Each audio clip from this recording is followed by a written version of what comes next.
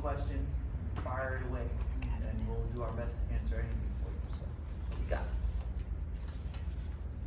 So, I wanna take just 2 seconds to go over what's in your packet, and then we're gonna get started. And I feel just gonna be sure. So what I want everyone to do is take out this first blue sheet. Very important. Please complete this sheet legibly so that we can read it with all of your information here. At the end of our meetings, we're going to use this as a door prize for your raffle. If it is not complete, guess what? We're gonna put it back. Okay? Tell me, the same. After that is just a little information about our team, so please read that at your leisure. All of our cards are here, so the person that invited you, you have their contact information.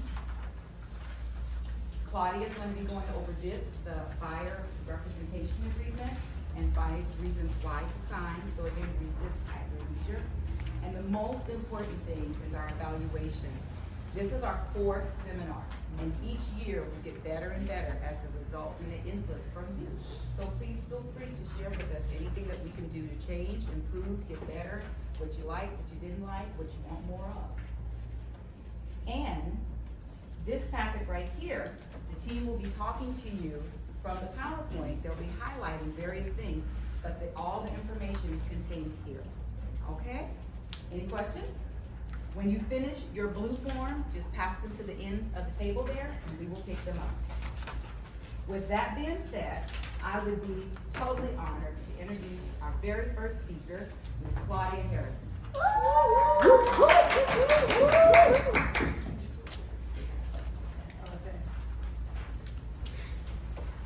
Again, it's great to have you all here. It's good to see such a great turnout, and bear with me. I'm a little nervous, but we're all friends. Yes, you are. Amen. Okay.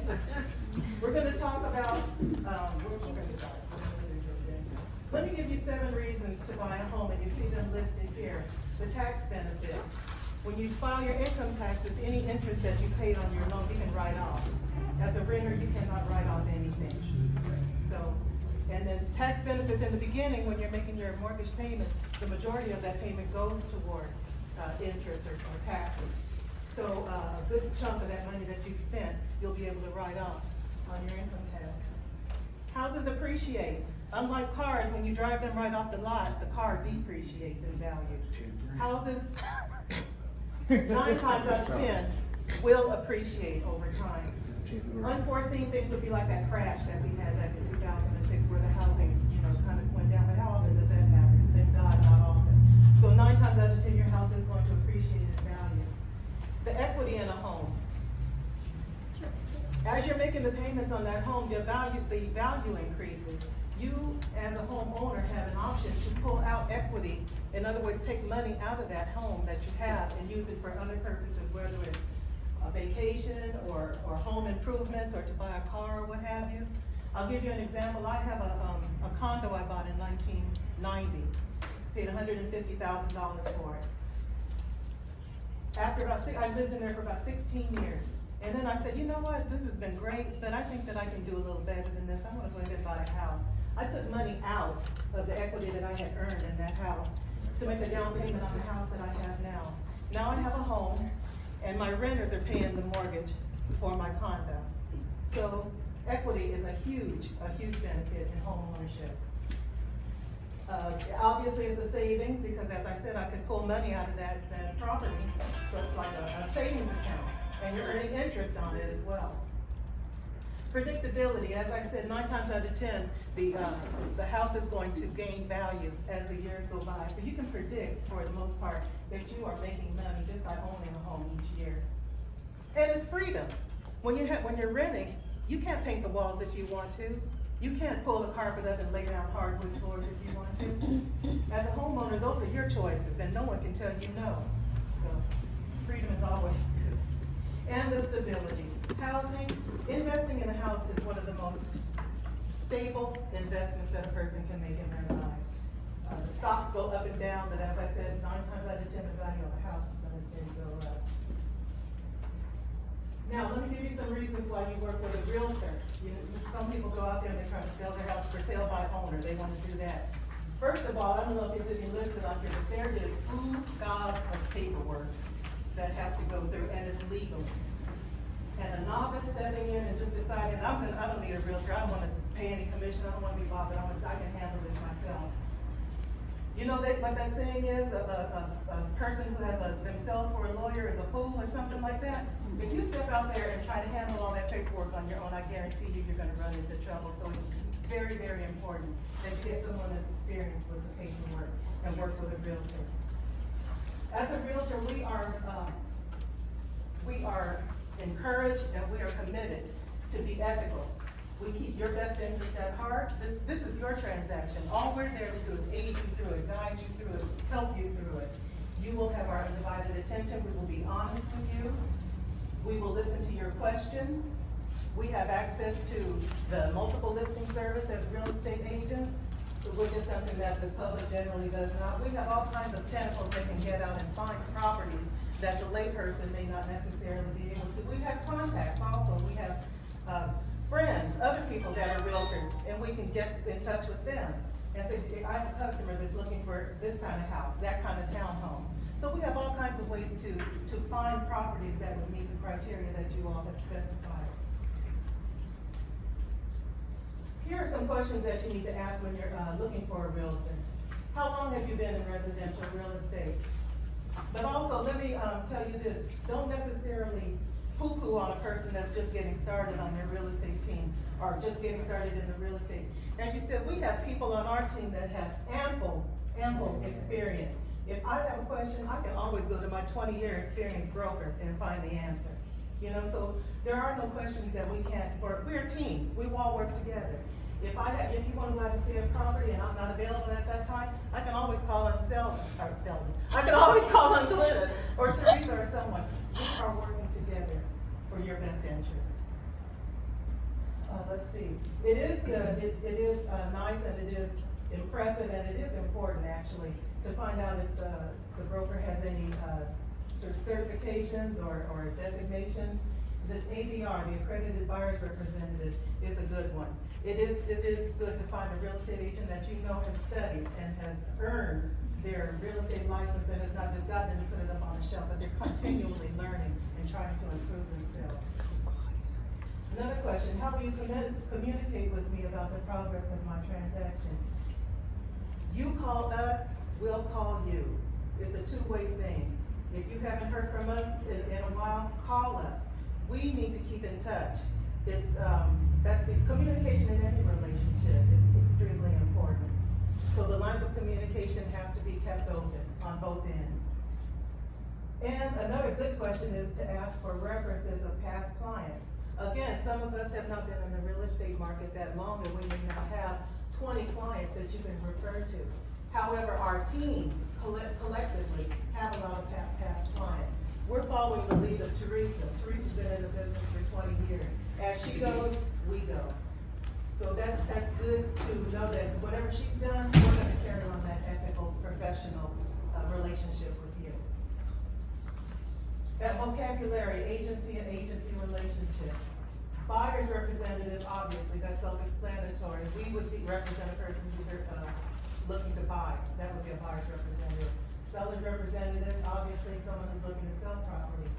Dual agency, every great once in a while, you'll come across an instance where one person in the same brokerage will represent the buyer and then the same brokerage will represent the agent. That's called dual agency.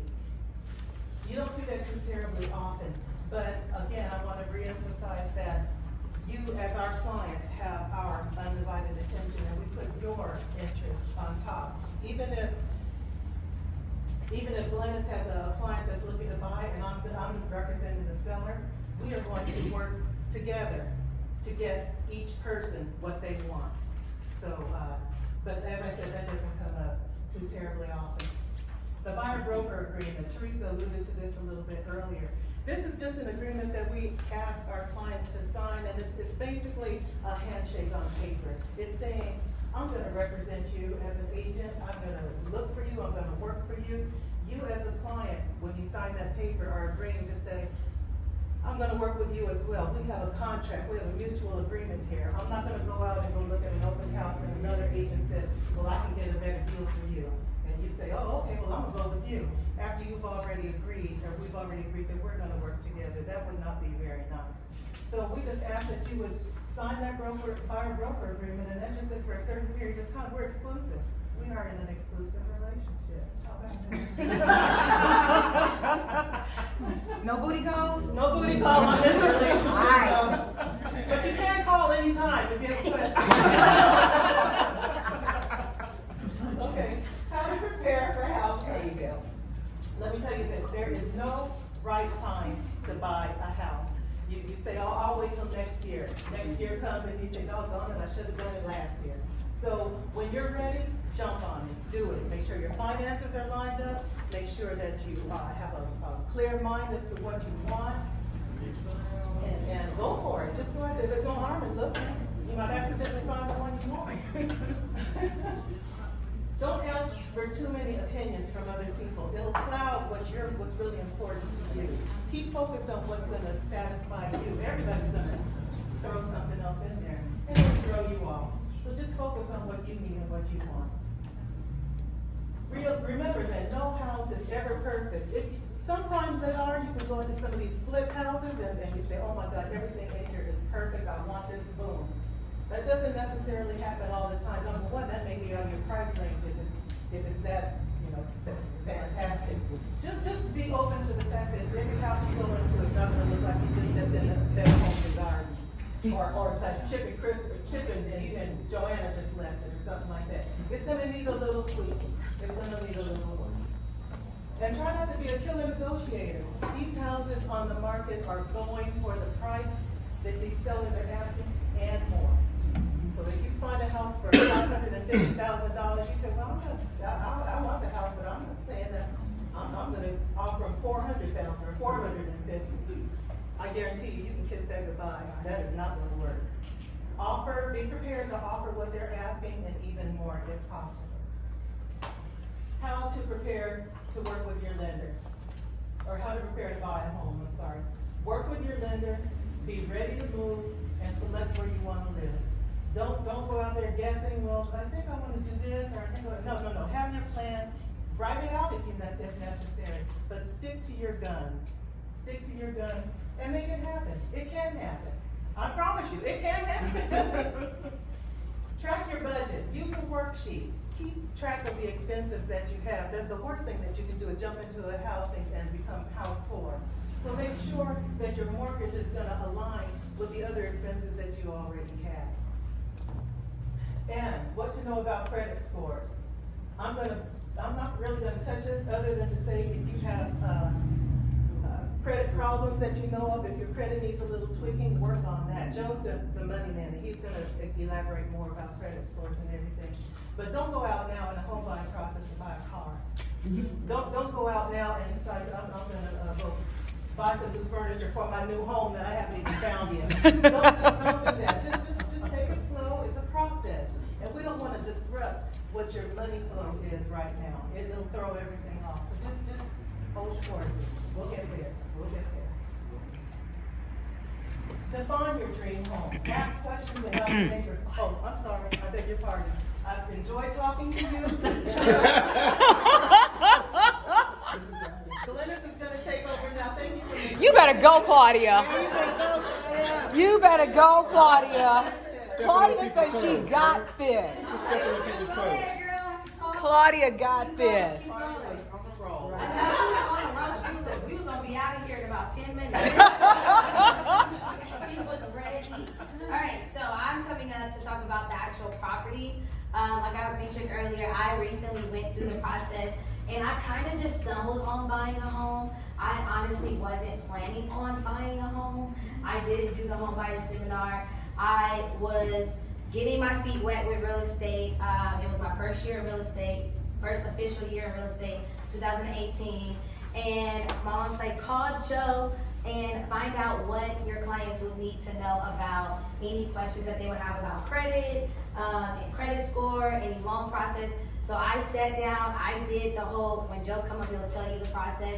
I did the FaceTime with Joe, we went over everything, he told me everything, and when we got off the phone, I thought to myself that, okay, I do have some money saved, because I was living at home with my mom. I set her up, y'all. I wanted to move out, but if you're like me, you're at the point where don't rush, don't move out, you're living with your parents, it is absolutely okay. I didn't want to go rent somewhere, and because I know what it's like to own a home since I'm in that process.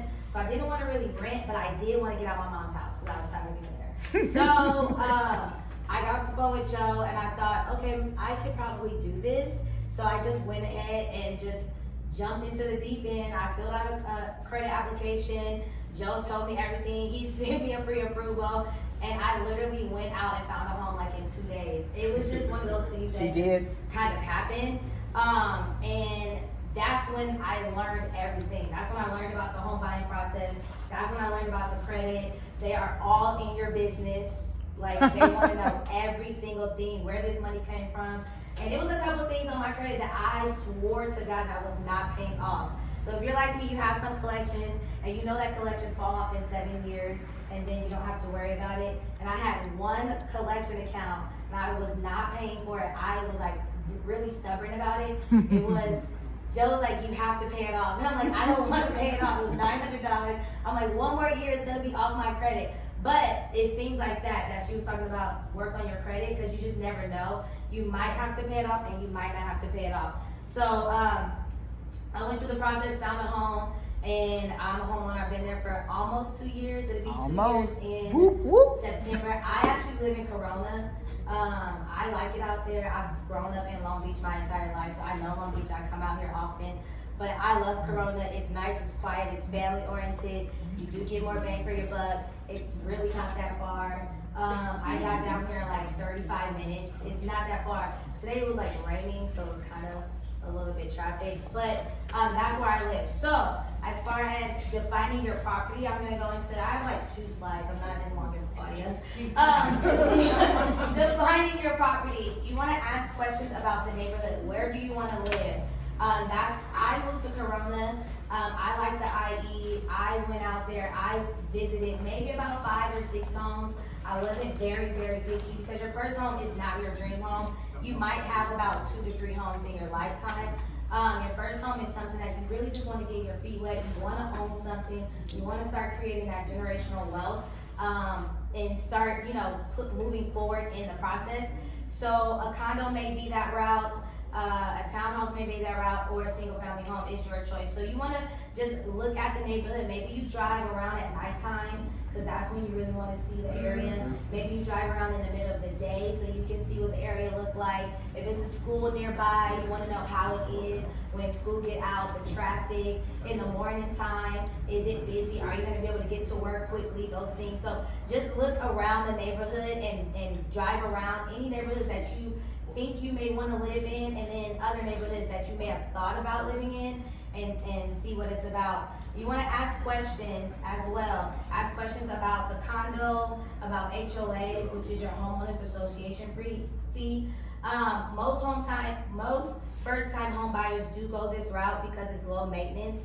With a condo or a townhouse, you don't have to worry about cutting your grass, paying water sometimes, taking the trash out, dumping into city tax. All of that is included in your homeowners association fee. So I went that route. You want to find out the storage space. Is it a garage? Is it a little storage that you have? Where is it? What amenities do they offer? Is it a fitness center on site, laundry room service? And then how much is your association fee? So some associations are very, very, very expensive. I think mine is expensive, and it's $320, but there are some out there that's $400, $450, and you don't get anything, not even a parking spot.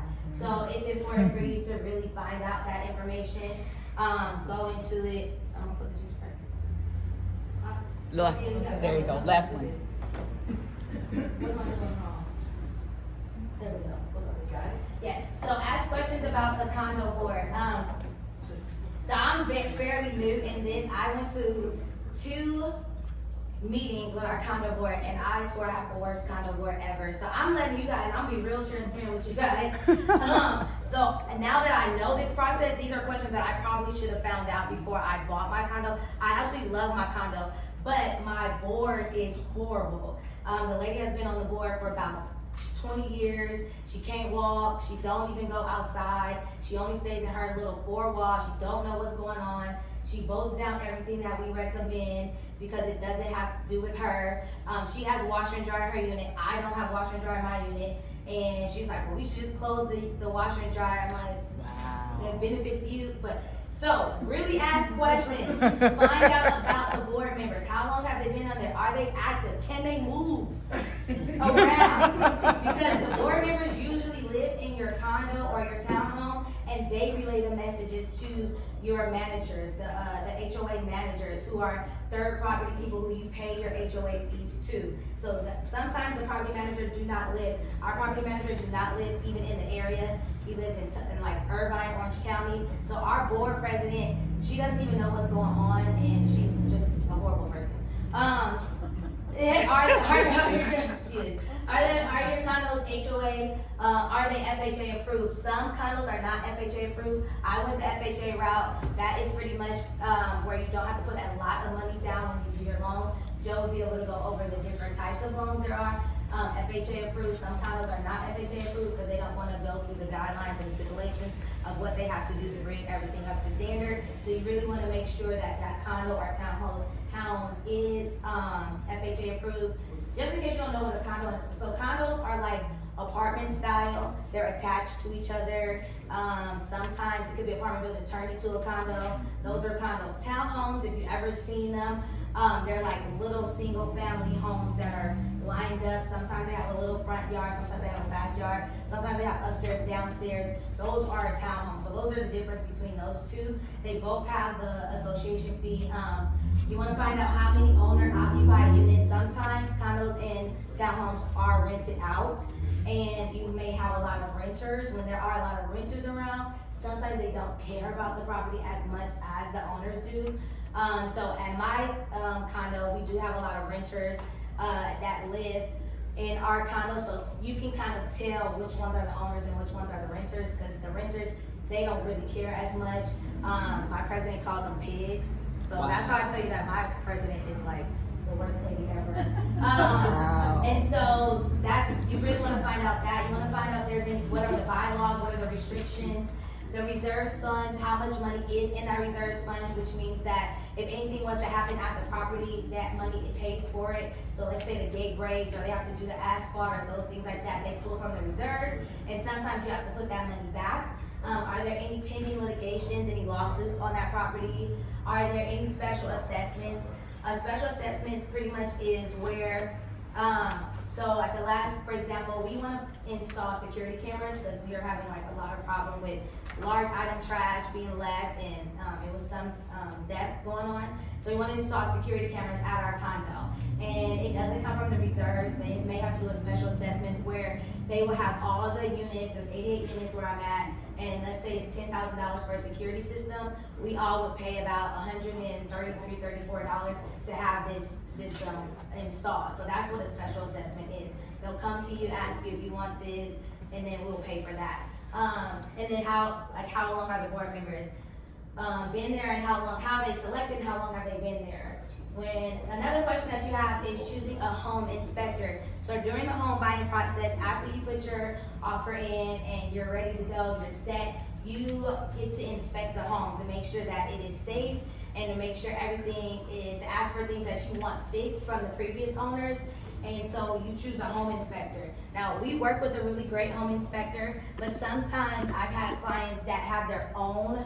Maybe they have a friend that does home inspection. Maybe they're, entrepreneurs that are getting started in that. You really want to find out questions about that home inspector. How long have they been doing it? Get maybe their Yelp reviews and things like that. If you don't know, we do provide one for you, and they're really great. The home inspection, it comes out of your pocket. So that comes from you in the beginning. You pay for that up front, and it could be anywhere between $300 to $400. You also want to find out, is the home being sold as is, and will the seller paid for any repairs. So sometimes now, how it's, what we've been noticing, a lot of homes are being sold as is, because sometimes they just wanna get out of that property. So sometimes those homes the sellers aren't gonna pay for the repairs when it's sold as is what you see is what you get. So when you go in there, you wanna be prepared, okay, if it's something that you don't like, you're not gonna get that fixed from the seller. However, if the sellers are fixing, you wanna write things down, if it's safety, if it has to do with your health, and plumbing and electrical, those are big major things that you want the sellers to fix.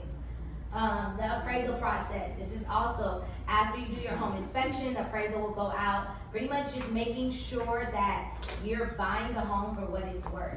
So when we had that big crash back in 2008, people were paying for the home and it wasn't worth that much. So that's why we had that negative dip in the market. Right now that things are very, a little bit more strict, they fixed the problems, so you won't see that big crash. Like, people are waiting for that to happen again. It's not gonna happen again because they fixed the problem. So if, like Claudia said, if you're ready to buy a home, if you can buy a home, that's the right time for you to buy a home. So the appraisal process, that is done with your lender. You can either pay for that up front or you can get it financed into the loan. It's anywhere between $400 to $600. And how they assess the property, they use past sales to assess how much your property is worth. So an example, I had a client, we put in an offer for, the property was listed at $433, and I think we offered $439. And a $435, and we offered $439. When we had the appraiser come out, the appraiser appraised it for $433. So he can't pay $439 because the house is worth $433. It would be silly for him to come out of pocket, what is that, $6,000-$7,000 of his own for a home. So now we have to adjust the loan or adjust the price of it, and we pay $433. That just means the seller probably isn't gonna fix everything that we asked for now. So that's what the appraisal, that's why you have an appraisal, so that you are paying what you want for that. So you make sure you're paying the true price of that home. Then we have property taxes. The property taxes sometimes can be included and impounded into your loan, or you can pay out of pocket. I personally had it impounded into my loan because I don't want to wait at the end of the year and try to figure out how I'm going to come up with $5,000. When it's already included, they set aside that money, you're paying monthly, and it really is a lifesaver. You may have supplemental tax, which is once you get into the home, it may be an additional tax that wasn't, that you didn't know about, that they didn't know about when you were buying a home. That's what the supplemental tax is all about. And I'm done. All right, I'm gonna bring, if you have any questions about that, definitely write it down, we will go over it. I'm gonna bring up Taylor and she's gonna go through the actual transaction. Whoop, whoop. You better go, child. Alright, so you found your home, you fall in love, you're ready to put in an offer. This is when all of the paperwork starts. So, Joe will talk later about like your actual loan docs and everything, but to start it off, you have your purchase agreement. That's what you'll get from me. In your purchase agreement, you will we'll make your offer of whatever price you're gonna offer. And then you'll also put in your earnest money deposit, which is typically about $5,000. We're gonna ask for a termite. Usually the seller will pay for a termite inspection and repairs, unless it's being sold as is, which Glenn spoke to you about before. Another thing is home warranty. That's also usually paid up by the seller. That covers basically your appliances and your major system components like HVAC and your electrical, plumbing, things of that nature. So we'll wrap all of that up in one document along with some other disclosures, and then you have your picture and your photo that your picture and your photo, sorry. You don't have a picture and a photo? So bad. Or a picture or a photo? You have a picture and a photo, video, whatever you want to submit. But this is where we like to pull on the seller's heartstrings a little bit. So if you're buying the house for yourself, we're just starting out. It could just be you. If you have kids, you have a family, you want to start building that generational wealth. So this is what we talk about, why the house is perfect for you, so that they feel like your offer is the best, it's the strongest. We want to put our best foot forward, especially in such a competitive market. So wherever we can get them, we're going to try. So then you have your service provider contacts. We actually provided a form in your packet where you can keep track of all of your contacts. So that's escrow, That's, general contractors, anybody that you feel you're going to deal with throughout the transaction, this is somewhere where you can keep that information. One of the things that's required by the lender is title insurance. This is basically, this is what, protects your ownership to own the home, and against any fraudulent claims, any mistakes that may have happened in the past. So the previous owner's cousin can't come to you and say, oh, I have ownership in the home because they signed my name here. No, this is your home, you are protected, you are insured. Another thing required is homeowner's insurance. And this is where this actually protects the home and everything inside. This is where you want to actually sit down with your rep, make sure you have enough coverage, ensure that your personal property is covered in your homeowner's insurance, and along with, other things. Usually the earthquake and flooding is not included in your general policy, so you want to make sure that those things are covered, because you never know what's going to happen. And your policy is only going to cover up to the amount that you have it set for. So you want to make sure you have enough. And this is also something that is included in your closing costs at the end as one cost or transaction. So once our offer's been accepted, we're gonna sign our loan docs. That's what you'll do with Joe. You'll wire your funds. Funding will occur the next day. This is when we do the final walkthrough. This is when you check to make sure everything in the home is as expected to be. So if you had any appliances that were supposed to be included in the transaction, that they're still there. There's no damage to the property that you weren't expecting. This is your time to make sure that you know that everything is the way that you thought it would be. If not, then you get the home the way that you get it.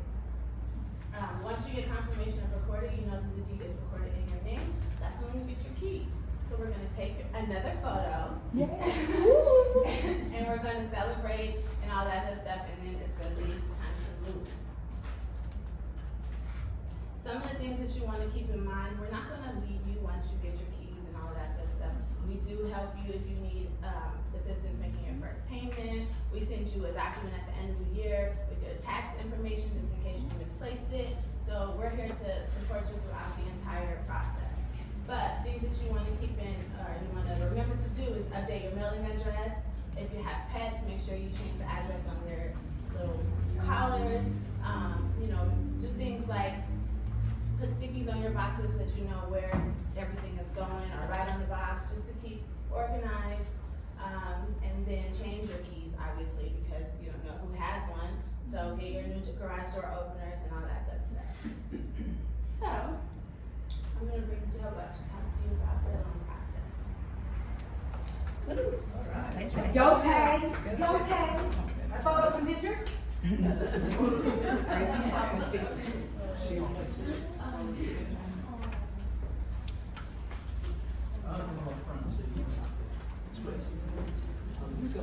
feel like I can see it.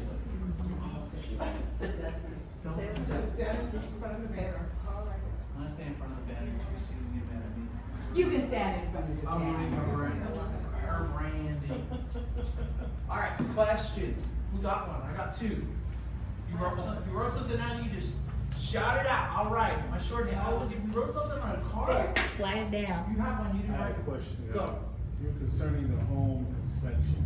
Uh-huh. How we have to pay for it, $500, I believe. Yeah. If it's FHA, Yeah. FHA covers that inspection? No, FHA is not.